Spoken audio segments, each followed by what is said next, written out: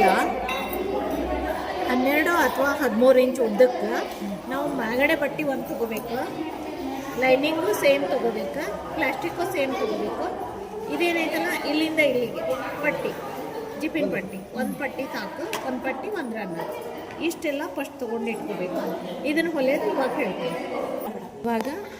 ಇವಾಗ ನಾವು ಮ್ಯಾಗಡೆ ಏನು ಇದು ಇಟ್ಟಿರಲ್ರಿ, ಪ್ಲಾಸ್ಟಿಕ್ಕು ಪ್ಲಸ್ ಮ್ಯಾಗಡೆ ಬಟ್ಟೆ, ಇದನ್ನ ಇಟ್ಕೊಂಡು ಇದನ್ನ ಏನೈತಲ್ಲ ಇದು ಫ್ರಂಟ್, ಇದು ಬ್ಯಾಕ್, ಇದನ್ನು ಈ ಥರ ಇಟ್ಕೊಂಡು ಒಂದು ಹೊಲಿಗೆನ ನಾವು ಹೊಲ್ಕೋಬೇಕು. ಈ ಎಜ್ಜಿಗೆ ತುದಿಗೆ ಹಾಕ್ಬಾರ್ದು, ಇಲ್ಲಿ ಸೇಮ್ ಇದನ್ನು ಈ ಕಡೆ ಇಟ್ಟು ಹೊಲಿಬೇಕು. ನಾವು 10-12 ಪೀಸ್ ತೊಗೊಂಡ್ವಿ, 12 ಬದಲು 14 ತೊಗೋಬೋದು. ಇವಾಗ ಏನೈತಿ ಎರಡೂ ಕಡೆ ಈ ಥರ ಹಚ್ಕೊಂಡ್ವಿ, ಎರಡು ಅಂದರೆ ಹಿಂಗೆ ಉಲ್ಟಾ ಡಬ್ಬಕ್ಕೆ ಎರಡೂ ಕಡೆ ಹಚ್ಕೊಂಡಿಂದ ಏನೈತಲ್ಲ ಇದೇನು ಸೇಮ್ ಸೈಜ್ ಏನು ಲೈನಿಂಗ್ ತೊಗೊಂಡಿರ್ತೀವಲ್ಲ ಈ ಕಡೆ ಒಂದು ರೌಂಡನ್ನು ಹೊಲಿಗೆ ಹಾಕಬೇಕು. ಇದಕ್ಕೂ ಕೂಡ ಯಾಕೆ ಇದ್ರ ಮ್ಯಾಗಡೆ ಹಾಕಬೇಕು,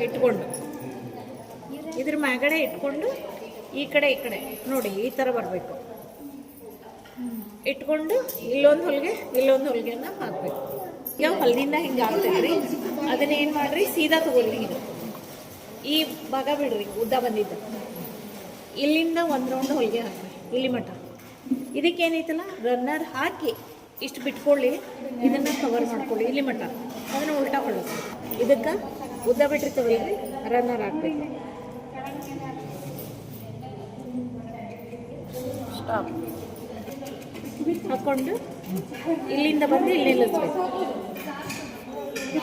ಇವಾಗ ಏನೈತಲ್ರಿ ಇದನ್ನೇನು ಹೋಲ್ ಬಿಟ್ಟಿರ್ತಾವಲ್ಲ ಇದನ್ನು ಎಕ್ಸ್ಟ್ರಾ ಪೀಸ್ ಕಟ್ ಮಾಡ್ಕೊಂಡ್ಬಿಡ್ರಿ.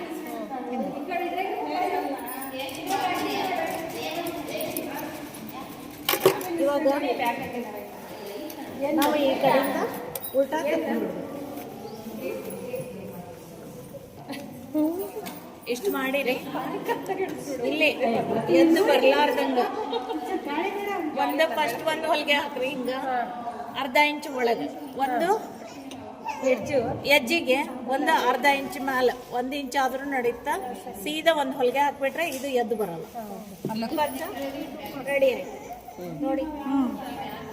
100 ರೂಪಾಯಿ ಅಂದ್ರೆ ತಗೋಬೇಕು.